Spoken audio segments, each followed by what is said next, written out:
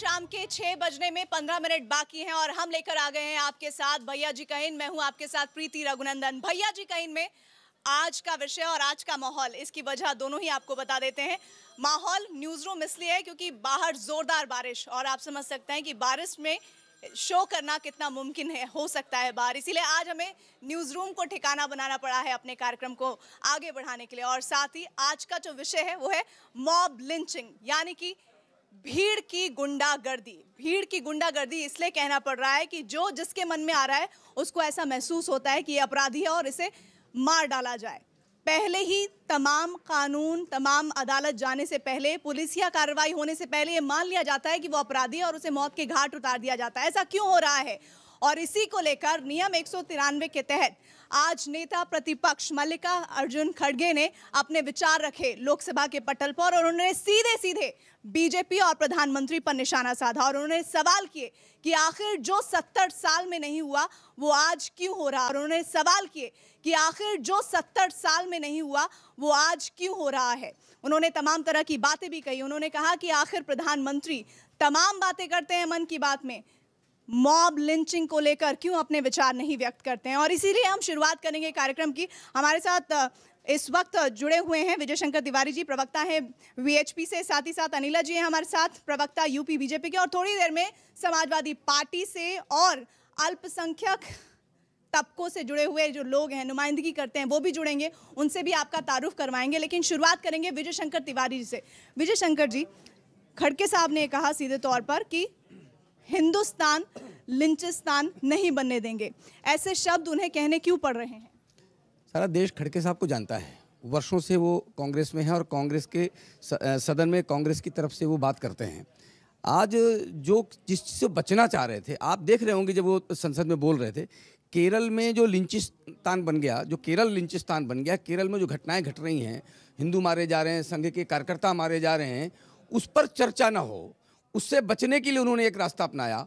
और जो पश्चिम बंगाल में जो घटनाएं घट रही हैं, जो हिंदुओं को मारा जा रहा है, जो लिंचिस्तान बन गया पश्चिम बंगाल, उनको बचाने के लिए खड़गे साहब ने किसको गुंडा किसको कहा? उन्होंने गुंडा कहा जो गाय की रक्षा करता है, गुंडा उसको कहा है जो गाय पालता है, गुंडा उसको कहा जो घर बार छोड़कर गाय की रक्षा के लिए लगा होता है, उसको गुंडा कहा। लेकिन वो ये भी तो कह रहे हैं कि झारखंड और मध्य प्रदेश जैसे जो राज्य हैं वो ऐसे स्टेट बन गए हैं जहां पर लिंचिस्तान बनने की नौबत आ गई है, और अगर सरकार इस तरह के कदम नहीं उठाता है कठोर कि यहां पर ऐसे हालातों को रोका जाए, तो न जाने क्या स्थिति हो सकती है हिंदुस्तान की। प्रीति, आपने कश्मीर की हालत देखी है?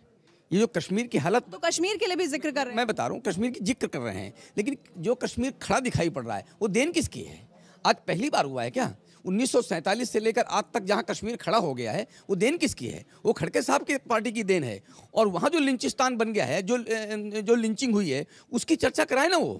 वो आखिर वो किसकी चर्चा कराना चाहते हैं? चर्चा कराना चाहते हैं देश के वो लोग जो गायों के प्रति समर्पित हैं, और गाय बचाने के लिए वो झगड़ते किससे हैं? वो झगड़ते हैं जो तस्करी करते हैं, और जो तस्करी करते हैं वो सीधे सरल लोग नहीं होते हैं, गांव के सज्जन लोग नहीं होते हैं, वो हाथापाई करते हैं, वो मारते हैं, वो पुलिस वालों को मारते हैं, पुलिस वाले गाड़ियां जलाते हैं, थाने फूंक। लेकिन फर्जी गौरक्षकों का जिक्र तो खुद प्रधानमंत्री मोदी ने भी किया। मैं आपके पास आऊंगी। अनिला जी, डर और भय का माहौल हो गया है। मल्लिका अर्जुन ने आज पूरे सीधे तौर पर, खुले तौर पर प्रधानमंत्री को और बीजेपी को निशाने पर लिया और अपनी बात को रखा है। ऐसा है, डर और भय का माहौल कांग्रेस में हो गया है, तो जो उनकी मनोस्थिति है वो बयान कर रहे हैं। इस देश में किसी भी प्रकार का ना कोई डर है और ना कोई भय है। ये देश जो है वो विकास की राह पर चल रहा है, और यही कारण है कांग्रेस के डर का और भय का। वो जानते हैं कि पूरा देश जो है वो कांग्रेस मुक्त होता चला जा रहा है, कांग्रेस पार्टी समाप्त होती चली जा रही है, और जिन प्रदेशों में भारतीय जनता पार्टी की सरकार है वहाँ विकास हो रहा है, और कानून का राज है, और ट्रांसपेरेंट गवर्नमेंट और गवर्नेंस दी जा रही है। ये सबसे बड़ा भय है, ये भूत है कांग्रेस पार्टी के लिए, जिससे वे बिल्कुल खौफजदा हैं, क्योंकि कांग्रेस का नामो निशान जो खत्म होता चला जा रहा है, ना नेतृत्व है उनके पास, ना उनके पास कोई पॉलिसी है। और बिल्कुल हाल फिलहाल का आपने नतीजा बिहार में देख ही लिया है। बिहार की जनता ने किस प्रकार खुश जो नया गठबंधन आया है भारतीय जनता पार्टी और नीतीश जी का, उसको स्वीकारा है। तो जब देश विकास की राह पर चल रहा है, चाहे वो ग्रामीण क्षेत्र हैं और चाहे वो शहरी क्षेत्र हैं, चाहे युवा हैं, किसान हैं, महिला हैं, सब प्रसन्न हैं, जान रहे हैं मोदी जी जो हैं उनके लिए कार्य कर रहे हैं, दिखाई भी दे रहा है। और यही जो खौफ है, जो अपोजिशन की पार्टीज़ हैं उन्हें लग रहा है उनका अस्तित्व समाप्त हो रहा है। ये भी विजय शंकर जी कहा जा रहा है कि प्रतिपक्ष की तरफ से, नेता प्रतिपक्ष की तरफ से ये भी कहा गया कि बढ़ावा दिया जा रहा है अप्रत्यक्ष तौर पर मॉब लिंचिंग को सरकार की तरफ से। देखो, कभी मुझे लगता है कि सरकारें इस प्रकार की मॉब लिंचिंग को बढ़ावा देती हैं, ये तो खड़गे साहब स्वयं करते होंगे, इसलिए उनको पता होगा। वो तो ये कह रहे हैं कि ऐसे 70 सालों में जो नहीं हुआ वो अब हो रहा है। हाँ, वो देखो, वो उसका उत्तर जो है वो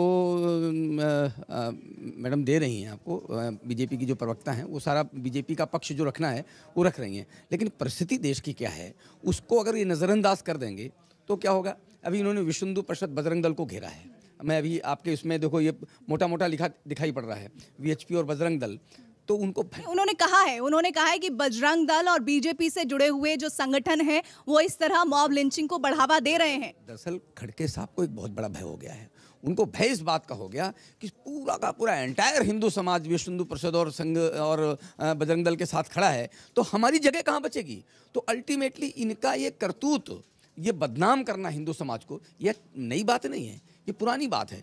किसानों को बदनाम करना, हिंदुओं को बदनाम करना, उनको टारगेट में लेना और कहीं ना कहीं जोड़ देना, ये उनकी नेता प्रतिपक्ष कैसे बदनाम कर रहे हैं। आंकड़े हरियाणा से आते हैं, मध्य प्रदेश से आते हैं, झारखंड से आते हैं, फिर राजस्थान से आते हैं, जहां पर आपकी सरकारें हैं। ऐसे में सीधे तौर पर जिम्मेदारी, जवाबदेही आपकी बनती है। उन्होंने तो ये भी पूछा कि आप बताइए कि आपने मॉब लिंचिंग के मामलों में कार्रवाई क्या की है अभी तक। देखिए, सबसे पहली बात तो मैं यहाँ कहना चाहूँगी कि हमारे देश के जो प्रधानमंत्री हैं श्री नरेंद्र मोदी जी, उन्होंने बहुत ही स्पष्ट शब्दों में कहा है कि जो गौरक्षक हैं वो भक्षक नहीं हो सकते हैं। ऐसे लोग जो कि भगवा चोला ओढ़कर या भगवा गमछा डालकर अपने आप को गौरक्षक कहकर और कानून अपने हाथ में ले रहे हैं, वो बिल्कुल गलत कर रहे हैं। सवाल तो यही है ना कि उनका आइडेंटिफिकेशन, उनकी पहचान करने का कोई तो एक तरीका होना चाहिए ताकि इस तरह की घटनाओं को रोका जा सके। जी बिल्कुल, यही प्रधानमंत्री जी ने कहा है कि डोसे तैयार होना चाहिए जो इस प्रकार के संस्थान हैं जो गौ रक्षा करते हैं, परंतु जो ऐसे लोग हैं उनकी भी बिल्कुल तैयार होनी चाहिए लिस्ट जो गौरक्षक बनकर जो है हमला कर रहे हैं। अंसार रजा साहब हमारे साथ आ गए। अंसार जी, हिंदुस्तान को लिंचिस्तान बनने नहीं देना चाहिए, ये कहना पड़ रहा है नेता प्रतिपक्ष को आज सदन में। इसके मायने क्या है? ये तो बीजेपी बताएगी जो करवा रही है। ये बजरंग दल बताएगी, आरएसएस बताएगी, विश्व हिंदू परिषद बताएगी। कमाल की बात है मैडम, हम चाहते हैं हमारा मुल्क बहुत खूबसूरत मुल्क है।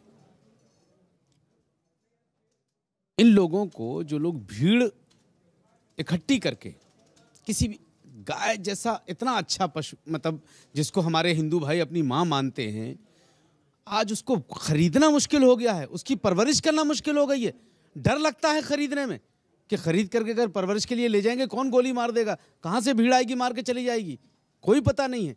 इतने अच्छी चीज़ को इन लोगों ने इतना कंट्रोवर्शियल बना दिया है कि जिसका कोई। विजय शंकर जी, क्या कंट्रोवर्सी आप जानबूझकर खड़ा कर रहे हैं? जो आसान थी चीजें उन्हें सहज रूप में स्वीकार किया जा सकता था, खामखा मॉब लिंचिंग को ऐसा लग रहा है। एक तरह से इनडायरेक्टली कहें तो वो कह रहे हैं कि मॉब लिंचिंग को बढ़ावा देने की वजह ही आप लोग हैं। प्रीति, कल की घटना है। अभी बिहार के विधानसभा में एक मुस्लिम नेता ने जय श्री राम बोल दिया। अब वो जय श्री राम बोलते ही उसके खिलाफ फतवा हो गया और पता चला कि उसकी पत्नी भी चली गई। गाय से जय श्री राम का क्या लेना? यहाँ बात गाय पे बहस हो रही है भाई। जय श्री राम पे अगर होना होती तो जय श्री राम पे कर लीजिए फिर। नहीं, किस पे होना है? जय श्री राम पे बहस होना है या गाय पर बहस होना है? ये जय श्री राम की बात नहीं कर रहा मैं, ये खूबसूरत हिंदुस्तान की बात कर रहा हूँ। अभी ये बोल रहे थे कि ये देश बहुत खूबसूरत है। ये खूबसूरत तो है लेकिन इसको बदसूरत बना रहे हैं ये। अब ये बदसूरत राम, इस देश के प्रेरणा माने जाते हैं राम से इस देश की खूबसूरती बढ़ती है। और एक मुस्लिम नेता जब राम जय श्री राम बोलता है।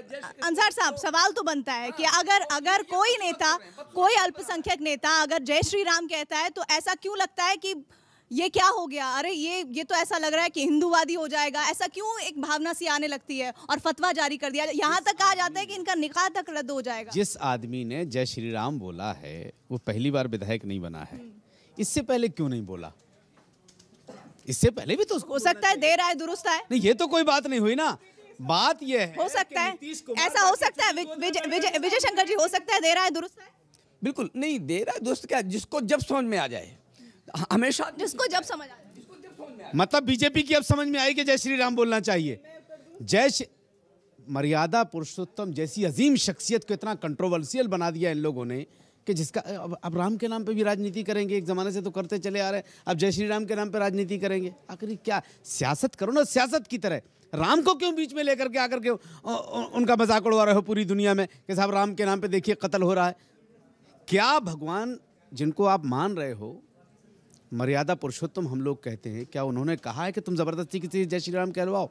अनिला जी देखिए, इसका मैं एक लाइन में इसका उत्तर दे देती हूँ रज़ा साहब। इसका उत्तर केवल ये है कि अगर कोई जय श्री राम बोल रहा है तो वाकई में सच्चे मायने में मेरा देश जो है वो धर्मनिरपेक्ष होता चला जा रहा है। वाकई में यहाँ पर ये एक जायज सवाल है, अगर नहीं बोलता है तो क्या धर्मनिरपेक्ष? ये मेरी बात पूरी हो जाने दे रहा था साहब, चिल्लाइए नहीं, आराम से बोलिए, मैं आपकी बात सुनूंगी, आप मेरी बात सुनिए। इसका मतलब ये हो रहा है कि मेरा भारतवर्ष जिस चीज़ के लिए जाना जाता है, एक दूसरे के धर्म के सम्मान देने के लिए, वो अब यहाँ पे राज स्थापित हो रहा है। हाँ, ऐसे कुछ संस्थान, संगठन, व्यक्ति विशेष, राजनीतिक दल जरूर हैं, उनको परेशानी जरूर होगी कि ये हो क्या रहा है, ये देश जो है वाकई में धर्मनिरपेक्ष हो कैसे रहा है। और कांग्रेस का आपको धर्मनिरपेक्ष बनने पर देखिए मसला क्या है, हमारे देश के प्रधानमंत्री 2 मरतबा उसी बात को कहा है। आप घूम आएंगे आप उसी जगह पर, ये बार बार जो दूसरी पार्टियों में किसी पार्टी से नहीं हूँ, लेकिन देश के प्रधानमंत्री ने गाय के नाम पे जो लोग गुंडागिरी कर रहे हैं उनके लिए 2 मरतबा कहा। क्या कुछ सुनाई हुई? क्या क्यों नहीं सुन रहे लोग प्रधानमंत्री की? विजय शंकर जी। हाँ, अभी गुजरात में दलितों को पीटने का मामला आपको ध्यान में आया था? ऊना सुना होगा आपने, ऊना में दलितों को पीटने का मामला आया था। जब उसकी खोज हुई तो पता चला उसमें कुछ कांग्रेसी थे, कुछ मुस्लिम थे, और नाम किसको लगा दिया? वो गुंडे, गौरक्षक गुंडे। अब आपको गौरक्षक गुंडे बात की, प्रधानमंत्री पूरे देश का है, वो सबकी बात करेंगे, ना कि खाली बीजेपी। अगर आपको ये लगता है कि सिर्फ विश्व हिंदू परिषद वाले ही लोगों को मार रहे हैं तो वो एक अलग चीज है, तो फिर तो आप इकरार करके सीधे थाने में पहुंच जाइए कि साहब हमारे लोग मार रहे हैं। प्रधानमंत्री ने उन लोगों की बात की है जो गाय के नाम पे राजनीति कर रहे हैं, उसमें कांग्रेस भी। ये आइडेंटिफिकेशन तो विजय शंकर जी होना चाहिए ना कि जो कौन से ऐसे लोग हैं जो गौरक्षक बनने के नाम पर अपनी दुकानें चला रहे हैं और इस तरह की घटनाओं को अंजाम दे रहे हैं। और हालात और ज्यादा विकट तब हो जाते हैं जब आपको आकर सफाई देनी पड़ती है और आप ये कहते हैं कि गौरक्षक ऐसे हो ही नहीं सकते। प्रीति बहुत बढ़िया बात कही। मुझे लगता है ये राजनीतिक प्रश्न है और मैं राजनीतिक विषय में नहीं जाना चाह रहा था, लेकिन मजबूरी में जाना पड़ रहा है। मुझे लगता है कि पिछली सरकारों में कौन से लोग थे जो लोग खाली हो गए हैं। अब जो लोग खाली हो गए हैं, अब वो इस प्रकार का काम मैं शंका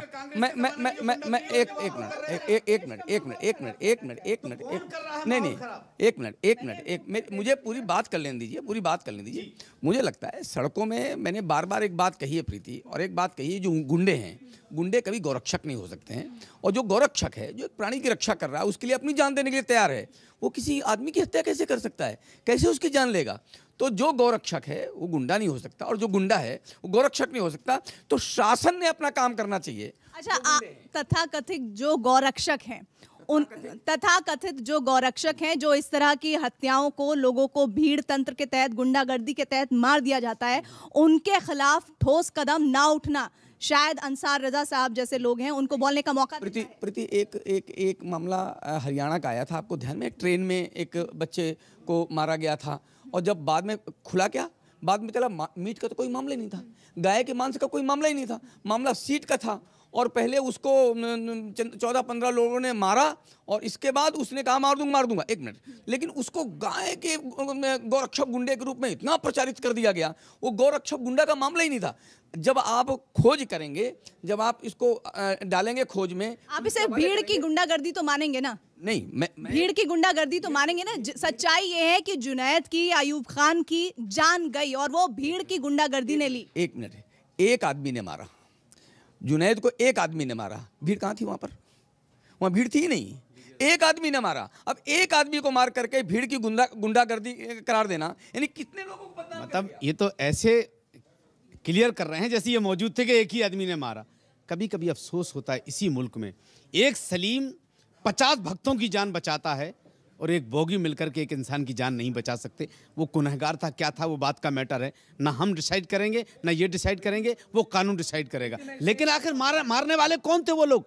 वो आदमी जो 50 साल का, जिस शख्स ने, जिसके लिए सीट दी गई, जुनैद ने उसको सीट दी, क्या आप बुजुर्ग हैं, आप यहाँ आकर के बैठ गए? उसी ने कहा ये गाय खाने वाले हैं और ये कह रहे गाय का कोई मुद्दा नहीं, जैसे ये विश्व हिंदू परिषद वहां मौजूद थी। अनिला जी, अनिला एक देखिए, सबसे पहली बात तो ये आप कह रहे हैं कि कोई भी ऐसी कार्रवाई नहीं हो रही है ऐसे लोगों के ऊपर जो अपने आप को गौरक्षक कहते हैं, तथाकथित गौरक्षक। हाँ जी, तथाकथित गौरक्षक कहते हैं और कानून को अपने हाथ में लेते हैं। पहली बात तो ये है कि कोई एक अलग से कानून नहीं बना हुआ है कि जो गौरक्षक अपने आप को कहते हैं अगर वो हत्या करते हैं तो उनके लिए कोई अलग से कानून बना हुआ हो, परंतु जो हत्या के लिए कानून है उसके तहत जब उनकी गिरफ्तारी होती है तो वही कानून उस पर लागू होता है और कार्रवाई होती है। परंतु जजमेंट देने का काम सरकारों का नहीं होता है, प्रशासन का नहीं होता है, ये काम होता है कोर्ट और कचहरी का। ये प्रश्न आपको judicial system of India, of this country, उनसे पूछना चाहिए कि डिस्पोजल ऑफ जो केसेस हैं वो इतनी जल्दी क्यों नहीं हो पा रहे हैं। आप ये कहें कि प्रशासन अपना कार्य नहीं कर रहा है तो मैं आपकी बात से बिल्कुल भी सहमत नहीं होंगी, क्योंकि कानून अपना काम कर। भीड़ की गुंडागर्दी को रोकने की जिम्मेदारी किसकी है? सबसे बड़ी जिम्मेदारी मैं यहाँ पर कहूँगी कि अगर केसेस का डिस्पोजल जल्दी से जल्दी होगा और कड़ी से कड़ी कार्रवाई होते हुए उनको अगर सजा मिलेगी तो वो खौफ लोगों सरकार कुछ कहे उससे पहले खुद ही जुडिशियल सिस्टम से सवाल किया जाना चाहिए। अनिला जी कह रही है। देखिए, इनके हाथ में सब कुछ, ये चाहे जिससे सवाल करें, ये हमसे भी सवाल पूछ सकती हैं, ये नीतीश कुमार से भी सवाल पूछ सकती है, लालू से भी सवाल पूछ सकती है, सब कुछ बीजेपी के हाथ में। मैं एक बात जानना चाहता हूँ, इस मुल्क में इतना बड़ा राज्य है, क्या खाली गाय ही मुद्दा है?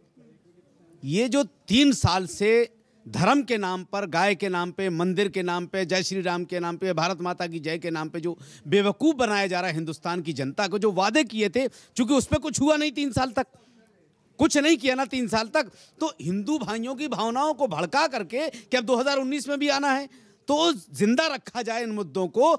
आखिर जिन जिन मुद्दों पर, मैं अनिल जी से एक बात पूछना चाहता हूं, मैं बहुत इज्जत करता हूं, एक महिला है और बहुत कद्दावर लीडर हैं बीजेपी की, क्या अमित शाह ने जो जुमले बोले थे, क्या जवाब है इनके पास एक एक जुमले का? कि साहब आप हमें जिताइए, 15 लाख रुपए हम आपके अकाउंट में डालेंगे। आज मुद्दा मामले बात हुई क्या उस मुद्दे पे कोई बात की क्या बीजेपी ने? वो तो एक जुमला था चुनावी। यार, इतना बड़ा झूठ बोला अपने मुल्क से और आप कह रहे हैं कि साहब सरकार हम चलाएं। इतना बड़ा फ्रॉड किया आपने पूरे मुल्क की जनता से, क्या बेवकूफ बनाया। अनिला जी, मैं आपके पास आऊँ विजय शंकर जी, लेकिन एक ये बहुत ही संवेदनशील मुद्दा है जिस पर हम लगातार कह रहे हैं। ये सिर्फ बात गौरक्षकों की नहीं है, ये वंदे मातरम कहने पर जिस तरह से मारा पीटा जाता है या ना कहने पर मारा पीटा जाता है, जय श्री राम कौन बोलेगा कौन नहीं बोलेगा, समाज के ठेकेदार बन के कुछ लोग आ जाते हैं और इस तरह से भीड़ की गुंडागर्दी दिखाने लगते हैं। इसमें पहली जिम्मेदारी किसकी है? किस तरह से रुकेंगी ये घटनाएं? ये तो होनी नहीं चाहिए। पहला तो बुनियादी सवाल है कि इस तरह की घटनाएं होनी नहीं चाहिए और अगर होती हैं तो इन्हें कंडेम करना चाहिए और इन पर कठोर कदम उठाए जाने चाहिए। निश्चित तौर पर कोई भी स्वीकार नहीं करेगा, किसी की हत्या करना कोई स्वीकार नहीं करेगा। इस देश के डीएनए में नहीं है इस प्रकार की बातों को स्वीकार करना। लेकिन इस प्रकार के 3 साल से जो मुद्दे देख रहे हैं आप, हम बताते हैं। आपने मुद्दे बताया, मैं भी बताता हूँ। पश्चिम बंगाल में एक 70 वर्ष की नर्स को, क्रिश्चियन नर्स का बलात्कार होता है।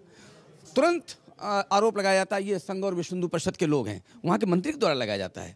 किसी ने खंडन नहीं किया। ये जो पुरस्कार वापसी वाले लोग हैं, ये बाहर नहीं आए उसमें, लेकिन उन्हीं की सरकार ने जब खोज की, अपनी CID लगाई, अपना तंत्र लगाया, पता चला वो बांग्लादेशी मुसलमान थे जिन्होंने बलात्कार किया था।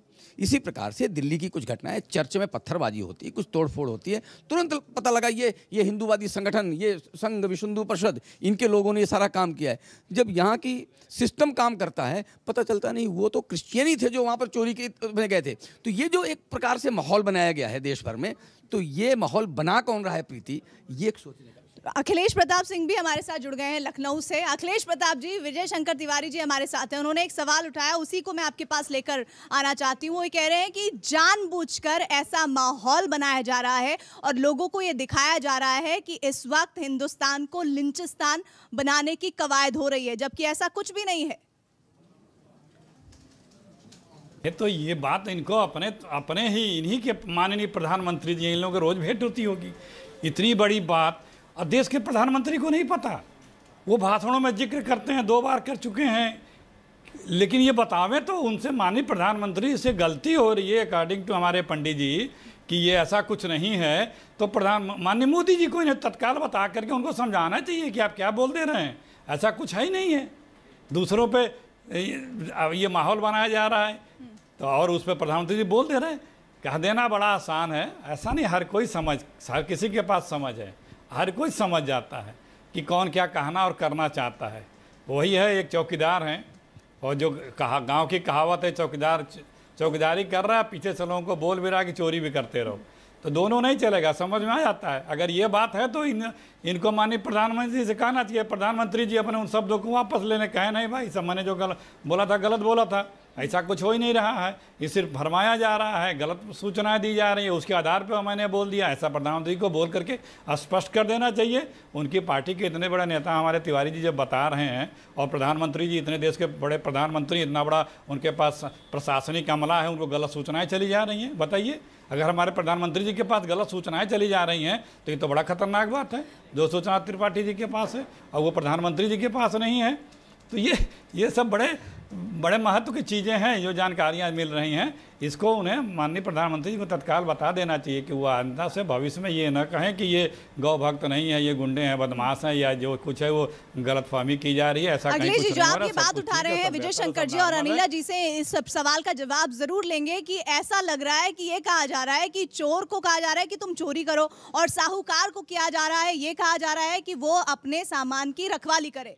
अगर ऐसे कोई हालात ही नहीं है, लिंचिस्तान बनने की ऐसी कोई हवा ही नहीं है, तो ये हवा को लेकर तुरंत सरकार को बोलना चाहिए। ऐसा कोई माहौल नहीं है। इस पर तो सीधे तौर पर प्रधानमंत्री को आकर अखिलेश जी कह रहे हैं कि जवाब देना चाहिए, सफाई देनी चाहिए। इसी पर हम आपको आगे लेकर चलेंगे इस चर्चा में, लेकिन भैया जी का इनमें एक ब्रेक के लिए हम रुक रहे हैं। आप देखते रहिए न्यूज़ 18 इंडिया।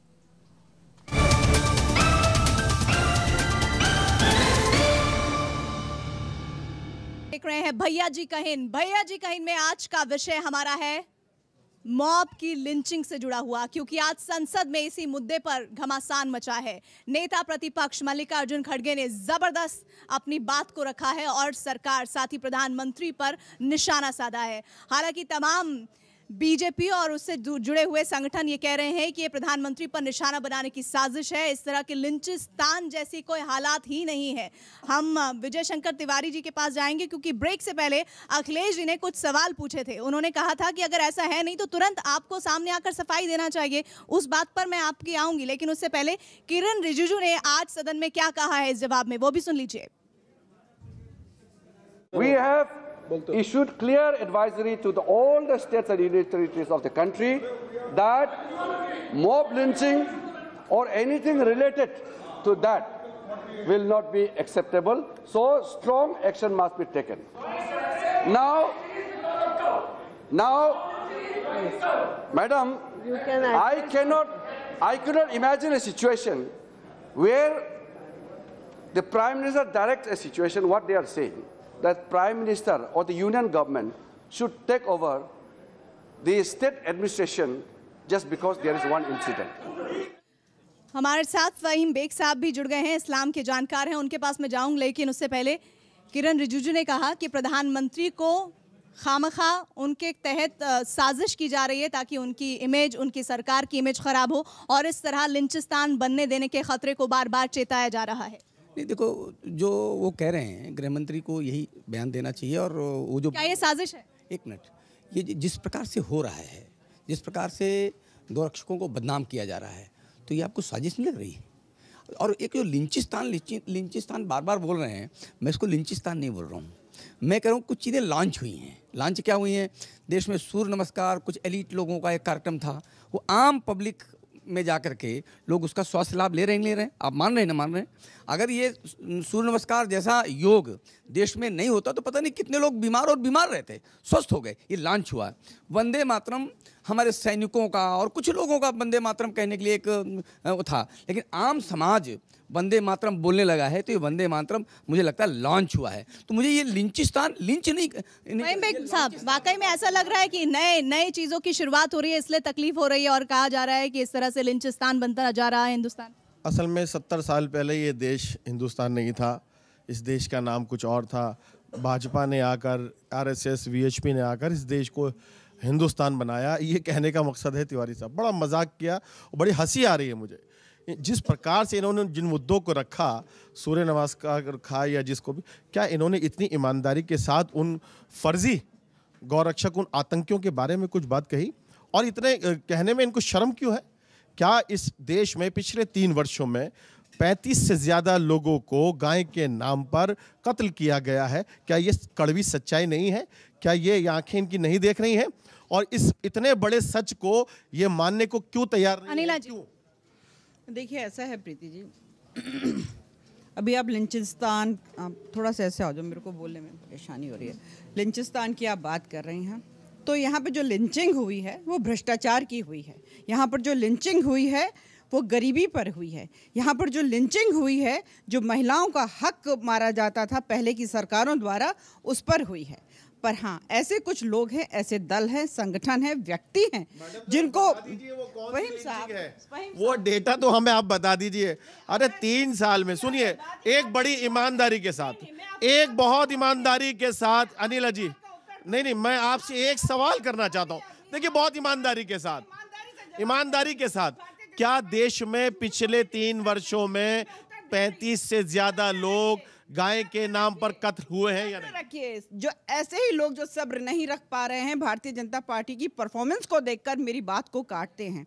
इस देश में जब से भारतीय जनता पार्टी की सरकार आई है, क्या इस चीज़ को नकारा जा सकता है? चाहे वो आप दुनिया में आप देख लीजिए, इकोनॉमिक जो ग्रोथ है वो नेगेटिव में जा रही है। ये हमारा देश है। अखिलेश जी, अनिला जी की बातों को सुन रहे होंगे। अखिलेश जी, 3 साल में इतना प्रोग्रेस कर लिया है हिंदुस्तान ने जो कल्पना ही नहीं की जा सकती। अखिलेश जी से आप उत्तर ले रही हैं प्रीति जी, बीजेपी की बात अनिल जी आ रहे हैं। देखिए, ये ठीक वही बात है कि मोदी जी बहुत अच्छा काम कर रहे हैं, बहुत प्रगति हो रही है, हर तरफ प्रगति हो रही है। कहाँ हो रही है ये नहीं पता, लेकिन हो रही है। वो जो एक चल रहा है ना, वही अनिला जी की बातें हैं।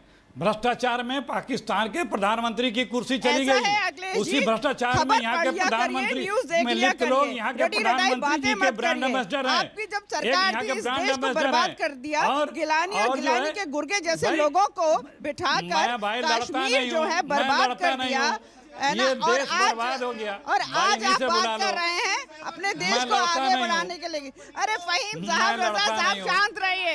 आप लोग भी ऐसे ही राजनीतिक दलों द्वारा पाले गए हैं कि टीवी बहस। कासमी साहब भी हमारे साथ जुड़ गए हैं। मुफ्ती एजाज अरशद कासमी साहब हमारे साथ जुड़ गए हैं। कासमी साहब, आप तमाम थोड़ा चर्चा में लेट से आए, लेकिन फिर भी क्या वाकई में डर और भय का माहौल बनाया जा रहा है? ऐसे कोई हालात नहीं है, 3 साल में देश ने इतनी तरक्की कर ली है कि इसका कोई मुकाबला ही नहीं किया जा सकता? देखिए, मुसलमान इतनी बुज़दिल कौम नहीं है कि 25-30 के मरने से डर और खौफ में आ जाए। लेकिन जो सच्चाई है कि जिस तरीके से गांव के नाम पर एक आतंक फैलाया गया है, उस तरीके से पूरी दुनिया में हमारे देश की इमेज बहुत ख़राब हुई है। आप देख रहे होंगे कि इस वक्त दुनिया भर का जो मीडिया है, इंटरनेशनल मीडिया, बड़ी तादाद में यहाँ आया हुआ है सिर्फ इसी रिसर्च के लिए कि क्या वजह है कि सिर्फ गाय के नाम पर, काऊ के नाम पर इंसान को मार दिया जाता है। तो उससे हमारी इमेज कहाँ गई? हम पूरी दुनिया में अपने देश पर फख्र करते हैं, जाकर के स्पीच देते हैं कि हमारा सेकुलर मुल्क जिसमें हम लोग इतना भाईचारे के साथ रहते हैं, और वहाँ टॉलरेंस की इतनी कमी है कि सिर्फ गाय के नाम पर, एक एनिमल के नाम पर जो है एक इंसान को खून कर दिया जाए, उससे हमारी इमेज इतनी ख़राब हो रही है। और मैं समझता हूँ कि सरकार का ये सबसे ज़्यादा निगेटिव पॉइंट है। बार बार वज़ीर आज़म ऐलान करते हैं, प्रधानमंत्री उसकी आलोचना करते हैं, लेकिन कंट्रोल नहीं हो रहा। इसका मतलब यह है कि प्रधानमंत्री। शंकर जी, कितना इत्तेफाक रखते हैं आप कासमी साहब? हाँ, मैं दो बातें करूँगा। एक तो गाय के नाम पर जब अमेरिका जैसे देश बहुत अवेयर हो गए हैं कि गाय को बचाना कितना ज़रूरी है, ये वो जब उन्होंने रिसर्च किया तो उन्होंने कहा मानवता है। एक मिनट बता रहा हूँ, आप शांत रहिए, शांत रहिए, शांत रहिए, शांत रहिए, शांत रहिए, शांत रहिए, शांत रहिए, शांत रहिए। आप ये बताइए कि जानवर का गुणगान कर रहे हैं, महामंडन कर रहे हैं, आपके लिए इंसान की कितनी अहमियत है? कम से कम जिहादी बनाने वाले लोगों से ज़्यादा गाय की अहमियत है। जो लोग जिहादी बनाते हैं और जो लोग जिहादियों की वकालत करते हैं, उनसे इस देश में गाय की अहमियत ज़्यादा है। ये एक बात समझ लीजिए आप। उनके जो जाकिर नाइक, मैं बताता हूँ, जाकिर नाइक यहाँ पर जिहादी फैक्ट्री चलाते थे, उनका समर्थन करने वाले ये लोग, बुरहान वानी जैसे लोगों का समर्थन करने वाले ये लोग। जर्नलाइज नहीं करना चाहिए चीजों को, जर्नलाइज नहीं करना चाहिए।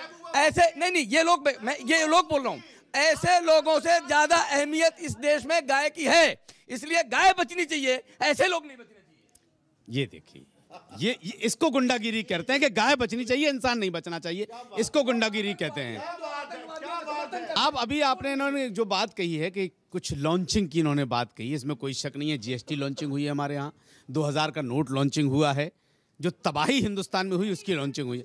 अब देखिए, आप दूसरों को सिखा रही थी कि आप बीच में मत बोलिए और आप ही बोल रही। मैं एक बात कहना चाहता हूँ कि गाय की रक्षा होनी चाहिए। हम 3 आदमी यहाँ हैं और तीनों डंके की चोट पे कहते हैं कि गाय बचनी चाहिए, नहीं कत्ल होना चाहिए गाय का। और पूरे हिंदुस्तान में कश्मीर से कन्याकुमारी तक, ये नहीं कि मीठा मीठा अच्छा हो तो हम खा जाएं और कड़वा कड़वा थू कर दें। आप पाबंदी लगाइए तो कश्मीर से कन्याकुमारी तक, गोवा में भी लगाइए, मणिपुर में भी लगाइए, पश्चिम बंगाल में भी लगाइए, जहां भी गाय कट रही है। आपने क्या किया? आपके गोवा का मुख्यमंत्री कहता है कि गोवा वासियों घबराने की जरूरत नहीं है, हम बीफ कम नहीं होने देंगे। क्या हटाया क्या? देखिए, पहली मैं 2 बात यहाँ पर कहना चाहूँगी। अभी बहुत कुछ कहा इन्होंने, इनडायरेक्टली हिंदू धर्म को लेकर कहा, मेरे देश के विषय में लेकर कहा है। तो मैं केवल ये कहना चाहूँगी कि ये भारतवर्ष है, ये हिंदुस्तान है, ये इंडिया है, जहाँ 2% से 20% पे हमारे मुसलमान भाई पहुँच गए। ये वही पाकिस्तान है जहाँ 20% से 2% पे हमारे हिंदू भाई पहुँच कर है। तो ये मेरा देश है, ये मेरा देश है जो धर्मनिरपेक्ष है और हर एक को साथ लेकर चलना चाहता है। परंतु इनकी संस्थाएं बंद हो जाएंगी अगर ये धर्मनिरपेक्षता जो है यहाँ पर कायम हो जाए। और एक मिनट, सबसे पहली बात तो 3 साल हो गया हमारे देश के प्रधानमंत्री को झूठ बोलते बोलते। अब 1 मिनट रुक जाए, मैं साबित नहीं करूं तो अभी जेल करवा देना, मुझे अभी जेल करवा देना अगर साबित ना करूं तो। बार बार देश का प्रधानमंत्री कहता है 125 करोड़ का मुल्क, हमसे ये कहते मुसलमानों की तादाद बढ़ रही है और 3 साल से 125 करोड़ से एक आदमी आगे नहीं बढ़ा। राष्ट्रपति भी अपने भाषण में 125 करोड़ की बात करता है, प्रधानमंत्री सही है ना, गणित सही है। 3 वर्ष के मैं बताती हूँ ना, जीएसटी, रीमोनेटाइजेशन, ई टेंडरिंग, गाँवों में 18,000 से ज्यादा गाँव में 13,000 में। अरे आपने जो काम करने थे मैडम काम कहाँ कर रहे हैं? लोगों को धोखा दिया है आपने लोगों को धोखा दिया है मैडम। कांग्रेस के ऊपर आपने इल्जाम लगाया 2G, 3G, 4G, हजारों करोड़ रुपए का घोटाला करके कांग्रेस का एक भी आपने नेता बंद किया? क्या बात है? क्या आपने बात की थी 15 लाख रुपए लोगों को देंगे? अखिलेश जी, देश लिंचिस्तान बनता जा रहा है, देश में डर और भय का माहौल बनाया जा रहा है, लेकिन तमाम तरह 70 सालों में क्या हुआ नहीं हुआ ये एक लगातार सवाल किया जाता है। सीधे तौर पर आप पर भी आरोप लगते हैं कि आप तो वही हम 3 सालों में उसे ही संभालने की कोशिश कर रहे हैं जो 70 सालों में आपने किया है। मैं सुन गया। थोड़ा मुझे समय दीजिएगा, मैं दूर हूं तो मुझे समय नहीं मिल रहा है। देखिए, आज जितने लोग गाय की अपनी भक्ति दिखा रहे हैं भाजपा के लोग, वो सुविधा के गौ भक्त हैं। अगर इनमें जरा से भी नैतिकता है तो ये कह दें कि जो भी भाजपा का नेता गाय मांस उपलब्ध कराने या खाने की बात करता है वो पार्टी से बाहर कल कर दिया जाएगा। इनके 4 मुख्यमंत्री, 5 कैबिनेट मंत्री, इनके तमाम मंत्री कहते हैं मैं गौ मांस खाता हूँ, खाऊंगा, बिचवाऊंगा, बेचूंगा और सुलभ उपलब्ध कराऊंगा कि राज्य का है। तो देखिए, यही डबल स्टैंडर्ड है, यही डबल स्टैंडर्ड। देखिए इन्होंने खुद कह दिया, झूठ उतना बोलिए, इन्होंने खुद कह दिया, लोगों को थोड़ा बात समझ में आ जाए। ये कोई बात हुई नहीं, आप उन्हीं से बात करा लें। देश पे धर्म की राजनीति करने वाली आपकी पार्टी, कास्ट की राजनीति करने वाली आपकी पार्टी यहाँ ये ना सिखाए कि गाय जो है कौन सा विषय है। जहाँ बीजेपी की बखिया उधेड़ो चैनल को दर्द होने लगता है। चाहते हैं कि गौ मांस जो है खाया जाए तो खा सकते हैं। कुछ आता जाता भी है, कुछ आता है आपका। अरे तो आप अपने भाजपा को तो नियंत्रित करिए, आप अपनी भाजपा को तो नियंत्रित कर लीजिए। इन्होंने साफ तौर पे कहा कि जो गाय खा सकता है वहां पर गाय खा जाएगी, संविधान को नहीं बदला जाएगा। तिवारी जी बोलिए, आपके जो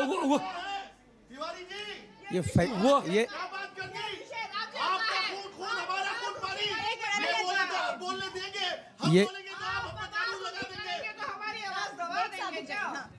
फहीम बेग जैसे जो लोग हैं, जो मैं नाम नहीं लेना चाहता था, लेकिन जो ये बात कर रहे थे, ये हमें इस प्रकार की शिक्षा देने के अधिकारी भी नहीं है। लेकिन मैंने नहीं, अरे पूरी बात कर दिया आप। 1 मिनट, मैंने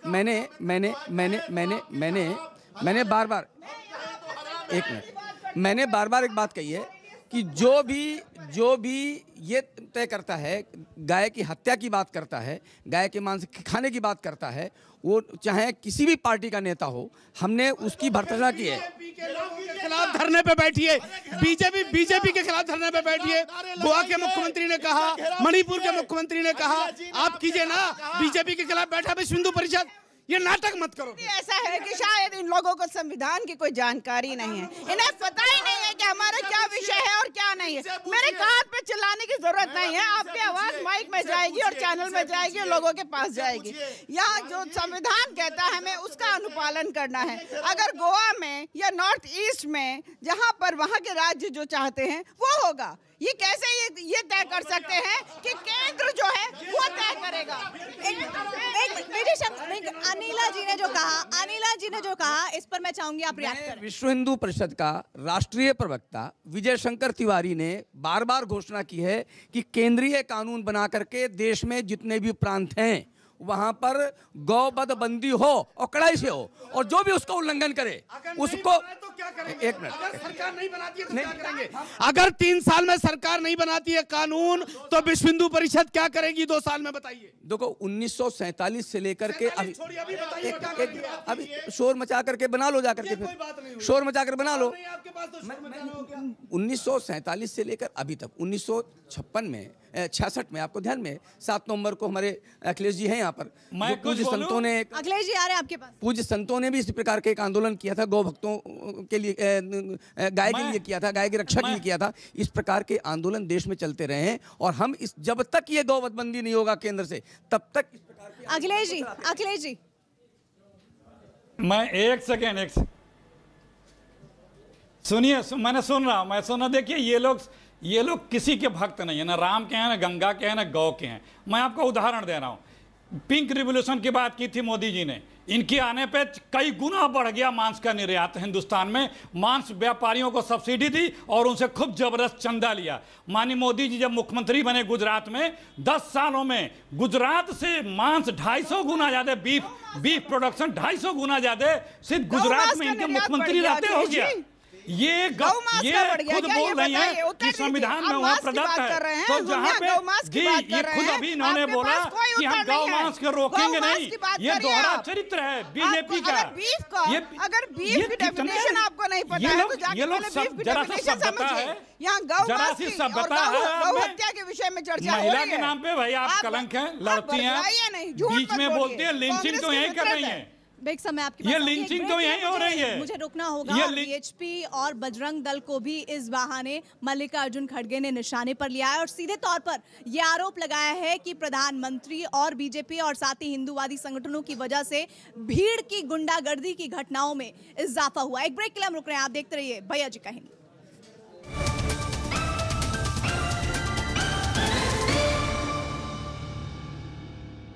एक बार फिर से आप सभी का स्वागत है। आप देख रहे हैं भैया जी कहें। आज हम बात कर रहे हैं उस मुद्दे पर जिस पर आज संसद में जबरदस्त घमासान हुआ है। लिंचिस्तान क्या हिंदुस्तान बनता जा रहा है।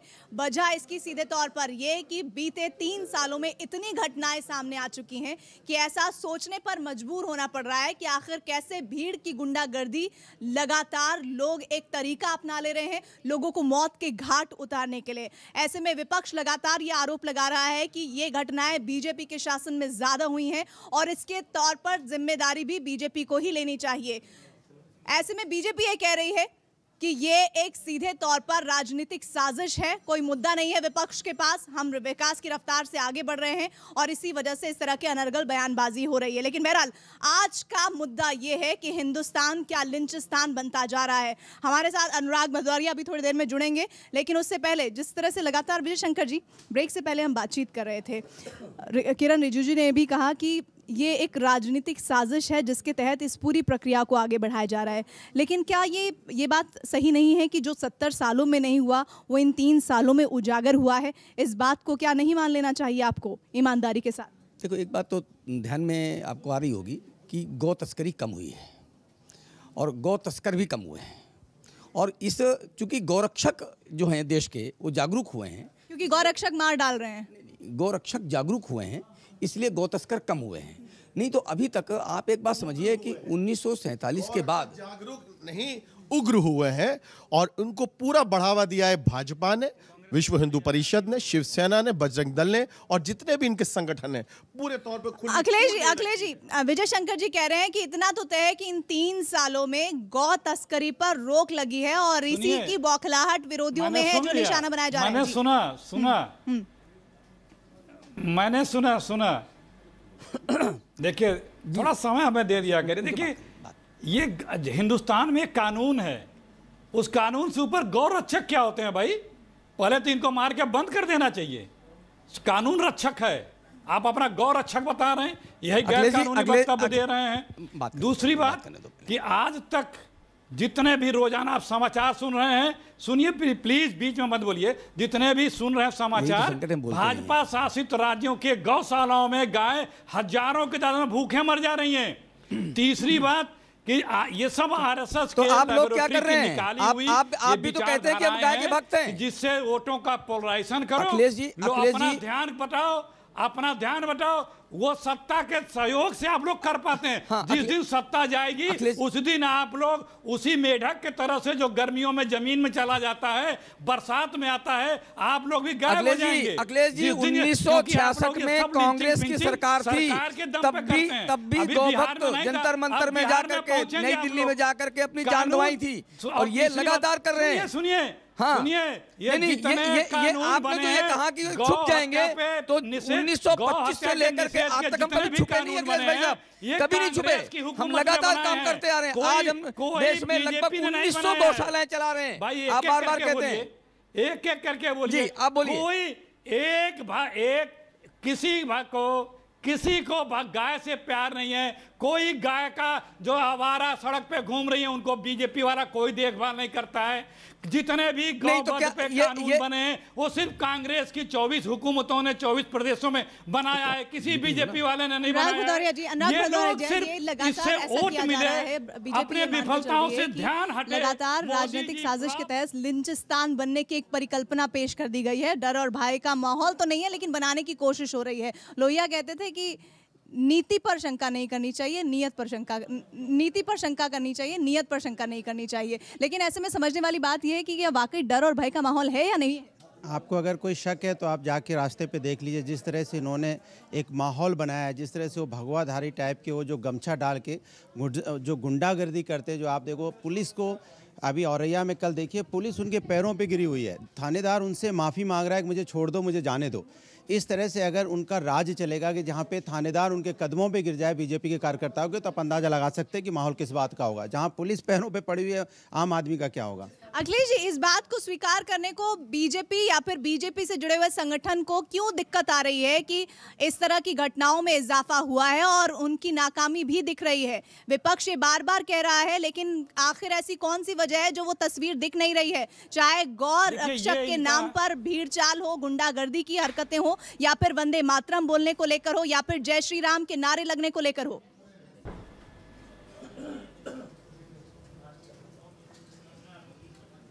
देखिए, ये सब इनका फैब्रिकेट और क्रिएट किए गए मुद्दे हैं, मेन मुद्दों से ध्यान भटकाने का। क्योंकि कोई ये ना चर्चा करने पाए, आप लोग ये ना पूछें कि मोदी जी 15 लाख कब मिलेगा, काला धन कब आएगा, अपराधियों के लिए, राजनीतिक अपराधियों का कानून कब बनेगा, लोकपाल कब आएगा, गेहूं किसानों के उपज का दाम कब 2.5 गुना होगा, डॉलर कब नीचे आएगा, पेट्रोलियम प्रोडक्ट कब ऊपर जाएगा, 10 सिर कब लाओगे, दाऊ के बारे में दाऊ को कब ला रहे हो, इन सब चीजों पे ध्यान जनता का ना जाए। इन सब चीजों पे, ये सब इन चीजों पे ध्यान आता रहे और अब निपट जाएंगे।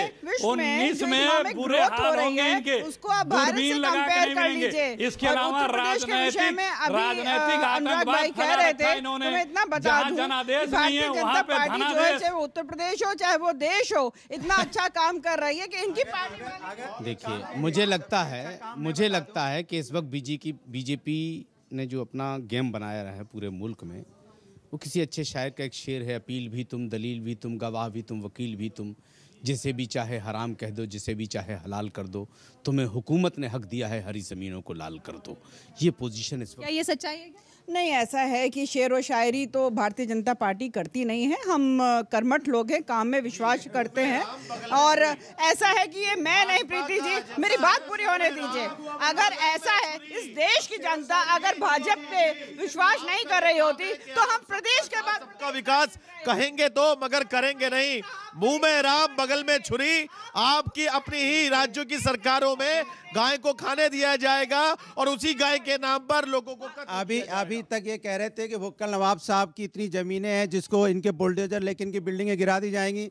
वो तो ये है ना, रत्नाकर जो डकैत था, जो बाद में अगर महर्षि बन गया, तो इनके यहाँ जब बीजेपी में कोई आ जाता है तो महर्षि बन जाता है। मुझे तो शक है कि दाऊद इब्राहिम भी अगर इनकी पार्टी ज्वाइन कर लें तो कल ही मोदी जी ले आएंगे, आ जाओ आप भी बहुत अच्छे हो गए। ज्वाइन करने देंगे उसको, तो हम नहीं ज्वाइन करने देंगे। जहाँ तक बुक्कल नवाब का सवाल है, तो बुक्कल नवाब साहब सपा में थे तो उनकी वही हालत थी जो यहाँ आने के बाद हो जाएगी। अनिला सिंह बहुत अच्छी तरीके से जानती है कि दाऊद इब्राहिम के बारे में अभी अनुराग जी ने कहा है, दाऊद इब्राहिम जी तो पैसे देते हैं मुलायम से ज्यादा। लेकिन सवाल यहाँ पर यह है कि लगातार विरोधी ये आरोप लगा रहे हैं बीजेपी पर कि वो पूरे देश में अपना दर्शन शास्त्र लागू करना चाहते हैं। क्या हिंदुस्तान लिंचिस्तान बन जाएगा? क्या हिंदुस्तान लिंचिस्तान बन जाएगा? इसको लेकर सिर्फ और सिर्फ चिंतन नहीं बल्कि आत्मचिंतन करने की भी जरूरत है, जिसको शायद हम सियासत के नजरिए में नहीं देख पा रहे हैं, या फिर उन मासूमों की मौत का दर्द उन परिवारों को देखकर हम नहीं समझ पा रहे हैं। और आज भैया जी का इनमें बस इतना ही। अभी वक्त हो चला है आर पार का और सीधे चलेंगे अमिश देवगन के पास।